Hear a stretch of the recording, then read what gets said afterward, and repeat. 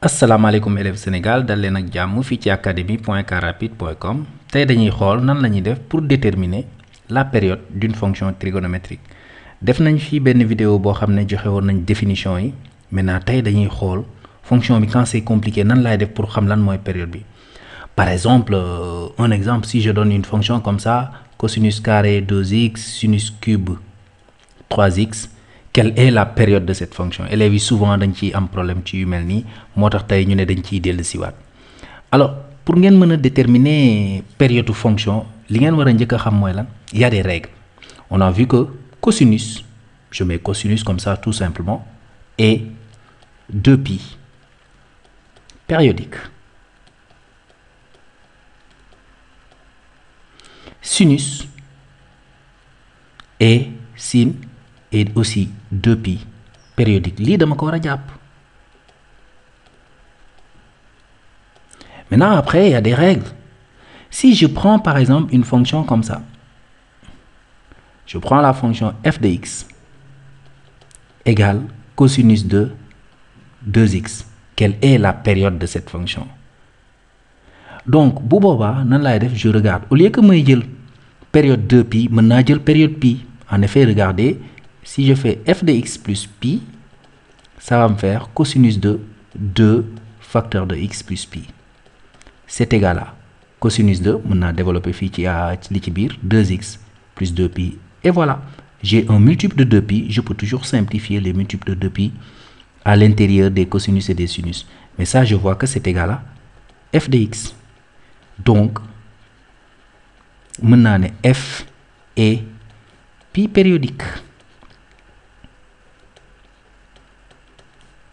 Fonction bi.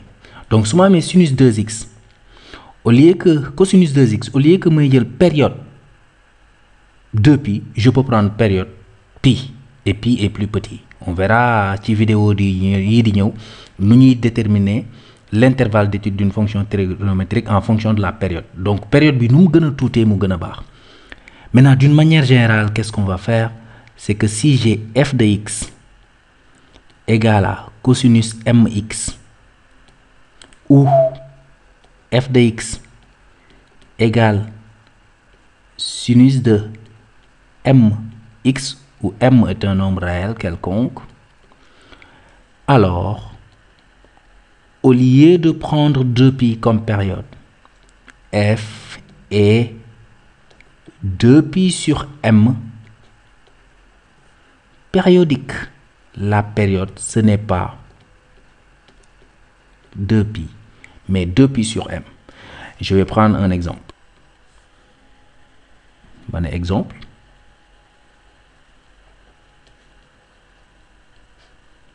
Je prends f de x égale sinus 5x. Je peux prendre 2π comme période, hein? Mais regardez, si je fais f de x plus 2π sur 5 égale sinus de 5 facteur de x plus 2π sur 5 égale sinus de, je développe, x plus 2π. Or, sinus de x plus 2π, ça fait sinus de 5x, pardon. Bon, ok, attends, je reviens en arrière. Nañ ko bind mu leer benn yoon, bàyyil ma def ko fii sax. Sinus de 5x plus 2π. Or, sinus de 5x plus 2π égale sinus de 5x. Conclusion, f est 2π sur 5 périodique.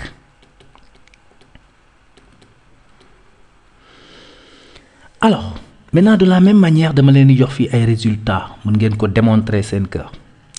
Si f de x égale à sinus à la puissance nx, alors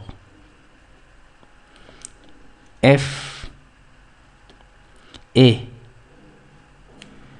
2π périodique.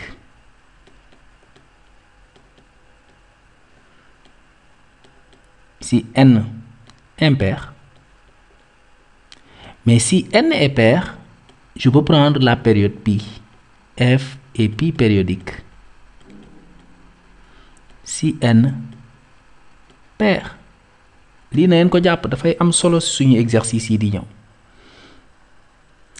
Maintenant mën naa leen combiner si je prends g de x par exemple su ma amee fonction bu mel nii sinus à la puissance n mx maanaam si je compose li ma trouvé fële sinus mx ou g de x égale cosinus à la puissance n de mx. Fii aussi c'est pareil, hein? On peut prendre à la place du sinus cosinus, c'est-à-dire su ma amee f de x égale cosinus à la puissance nx, c'est la même chose.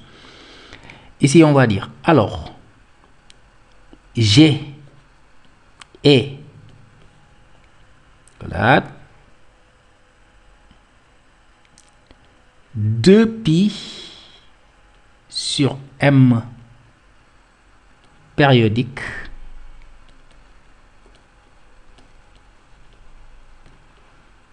si n impair, c'est-à-dire que la période ne change pas. Maintenant, pi, si n est pair maintenant, pi sur m périodique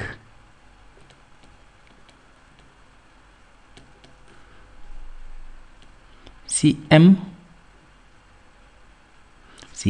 plutôt est pair. Ok, je vais prendre un exemple. Exemple baa ngi nii f de x égale sinus à la puissance 4 de 3x. Alors, qu'est-ce que je vais prendre comme période? Je vais prendre comme période, je vois qu'ici n est pair, donc je peux prendre pi sur 3. Et regardez si je calcule f de x plus pi sur 3. f de x plus pi sur 3 égale, mais fu ma jëlee pi sur 3 bi, je regarde ici, j'ai quelque chose de la forme sinus à la puissance n mx. Et n étant pair, je prends pi sur m. Donc pi sur m, ça fait pi sur 3. Ça va me faire sinus à la puissance 4 de 3 facteur de x plus pi sur 3. C'est égal à sinus à la puissance 4. Je développe ce qu'il y a à l'intérieur. C'est égal à sinus à la puissance 4 de... Donc je le mets sous cette forme, vous allez comprendre. Parenthèse, comme ça. Pi plus 3x, le tout à la puissance 4. Je rappelle que ici, sinus à la puissance nx, c'est la même chose que sinus x à la puissance n. Ok, donc loolu laa appliqué fii. Mais comme ni ma leen ko waxee woon rek jàng leen seen formule, sinus pi plus alpha, ça fait moins sinus alpha. Donc ça va me faire moins sinus de 3x à la puissance 4.